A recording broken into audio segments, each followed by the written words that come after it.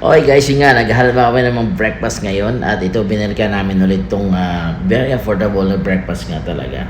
So, 24 hours to guys open at dito na matatagpuan nyo lang yan guys sa Exit 14 Petromin Express sa looban ng gasolinahan.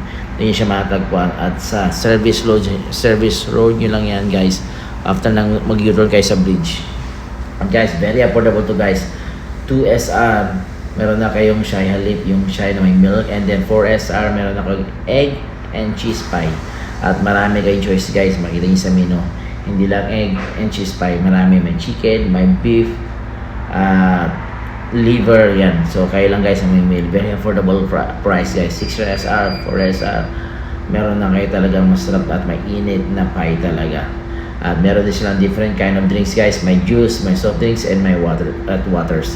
So yun nga guys, at lalo pag guys dito kayo kumain, talagang serve sa inyo talaga, bagong luto talaga, mainit. At alam ko naman guys, tayo mga Pilipino, mahilig tayo sa mga mahilig like pandesal. Mahilig tayo sa mainit na pandesal.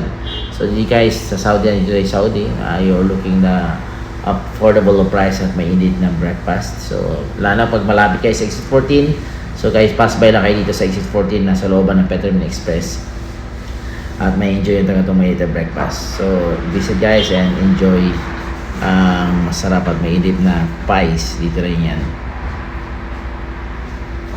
So, see you again guys in our next vlog. At we'll find more different kinds of variety of foods dito sa Saudi Arabia.